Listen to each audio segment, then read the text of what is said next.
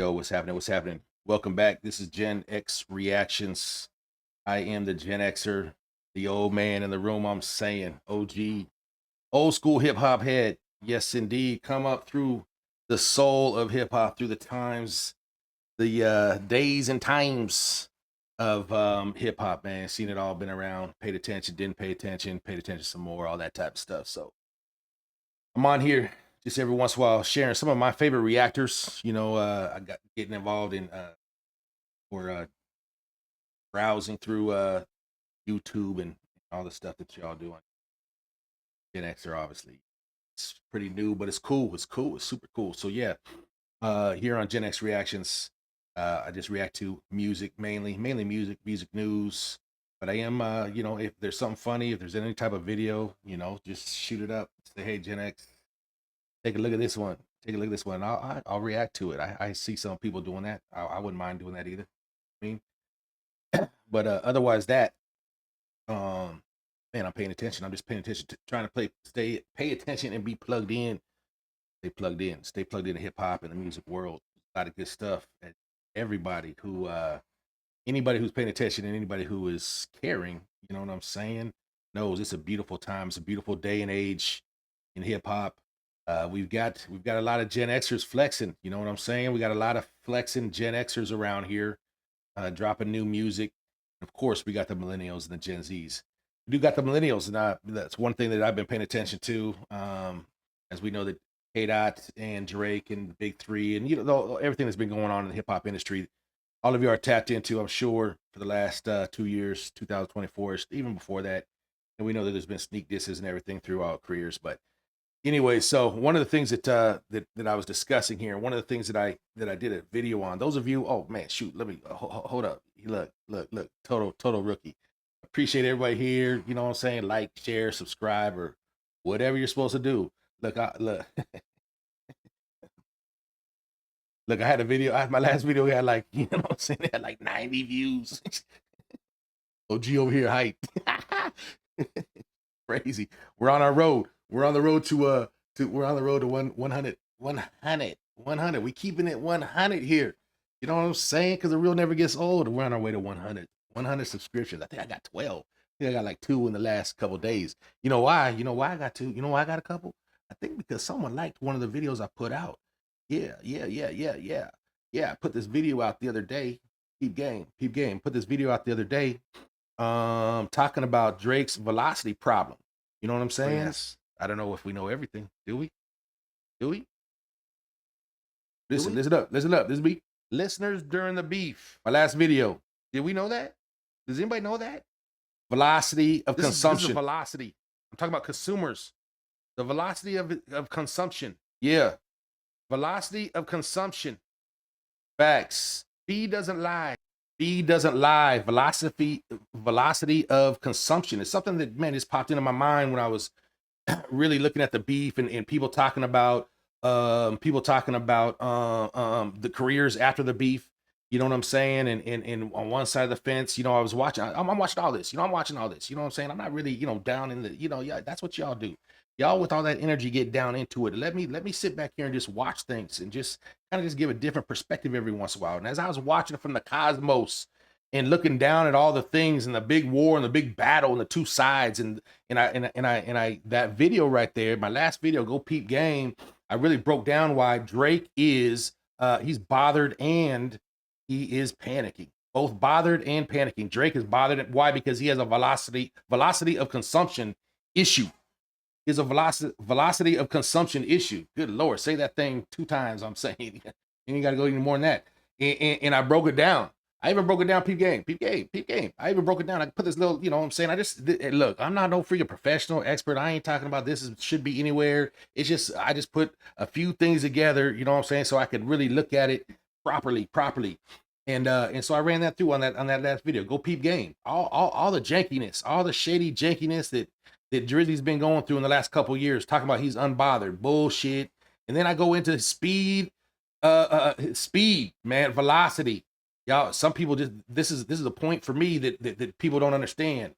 It's the velocity of consumption. How fast are things happening? And I broke down how his catalog is dope. his catalog, man, he got those numbers quick. He got those numbers with a lot of speed. And but then I broke down how, man, the last few years, last 5 years ish, dude, it's like a tale of two tails. It's like a tale of two, whatever they call it, two tails, whatever the freak they call that. You know what I'm saying? When the machine was on and when he was left alone. And I talked about in that video about the collision. I talked about in that video. For me, it was almost from where I'm at.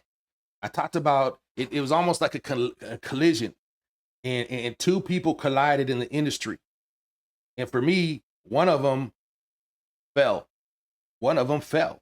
One of them's momentum was hampered. One of them since that collision in 2024. One of their velocity of consumption continued the trend downward, and I broke that down in that video. Go peep gang, right? And I said, this is my observation. You call me whatever. You can't call me a stan because I don't even know what the freak that is. Gen X's ain't stans. I'll tell you that. Find me a Gen X that's a stan. That's weird. You know what I mean? Nah. But anyways, I do correlate. I do resonate. You know what I'm saying? With K-Dot. That's it. I resonate with the soul of hip hop that he represents. Period. Point blank. So I talked about the velocity of consumption. And when they collided, how Drake's velocity of consumption continued that spiral that was already started. I got charts and everything. I got numbers and everything. Go peep game. Go check it out. I asked for anybody just to say no and show me where I was wrong. And on the flip side, we have another velocity of consumption, and that's on the K-Dot side, who shot to the rocket. And I almost said, and I might put together just a little snapshot like I did for the other one for K-Dot. The last 2 years, what has his momentum increased? Please, are you kidding me? This is undeniable. This is undeniable. Has his momentum increased? His velocity of consumption is something that he wants to maintain. And I ran across this video today that was that actually feeds into, that actually puts another layer onto what I'm talking about as far as velocity of consumption. Good God, gotta come up with a different name. I'm saying, why? Because every artist can't only depend on their catalog for their numbers and for their revenue and for their life. I mean, they can, but those who want real power, those who want to build a legacy, those who want that thing to continue, are looking for ways to increase consumers, listeners, increase, right? Increase, not ride off the wave that you have had. You have to reinvent yourself to have increase. When they drop their new, that's why we have all these different types of rollouts. That's why we have J. Cole out in the streets doing it, right? Increase. You have to you have to continue a velocity of consumption. That's what I contend that a lot of professional executives that are putting money behind all these things are looking at. Yes, it's great, your hits. Absolutely, your streams are coming through and all of that catalog, both for anybody, for all artists, any artist. But when you drop your new hottest, when you drop your hottest thing, when you drop that project that you're telling me is hot, what velocity of consumption can you maintain?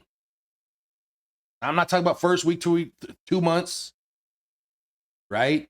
And so in order to shift into those gears, I believe, in order to increase your velocity, in order to understand when you release music, you get that big bang, everybody's listening to it, everybody's talking about it, it's a big firestorm, whoop, whoop, whoop. But at a certain point, if you're really paying attention, that's going to start waning just a little bit, boom, and then that's when you kick in another gear. You increase your velocity of consumption again. Feel me? And so I ran into this video that's kind of dope because it's talking about K-Dot and how he's laying down a foundation for increased velocity of consumption across the board in anything that he does, all the projects that he does. But I'm right now, I'm just talking specifically with music. By the project, but what pgLang is putting down is a way for them to have increased their velocity of consumption with any specific project. Put a bam, increased velocity. It starts waning, boom. Attach a one of the artistic videos they put, bam, consumption increases, right? Incrementally all the time. And so look at this video. This is pretty tight. We're gonna take a look at this real quick. It's a short one too. It's short. It's short. But this is interesting, man. K-Dot and them killing the game. pgLang, man, Dave Free, listen. Welcome back to the channel, where we break down hip-hop stories, music culture, and the moves shaping the industry. Yeah, I don't know nothing about this channel, his voice, or AI, or whatever. Just listen to the information. You know, whatever. Kendrick Lamar is one of the greatest rappers alive. But music might not be his biggest goal anymore. Look. Behind the scenes, Kendrick has been building a powerful creative company called pgLang, a platform designed to control music. Got the money and the power gyrating. And if his plan works, he could become one of the most powerful figures in modern media. In the music industry, most rappers chase charts, awards, and record sales. Oh, man. What? In the music industry, most rappers and their freaking minions chase what? Chase what? How do I rewind it real quick like I see them doing? Press back arrow or something? Shoot. You know what I mean? What do they chase? Building something much bigger behind the scenes. Kendrick Lamar is no longer just a rap artist, has been quietly building something, charts, awards, and record sales.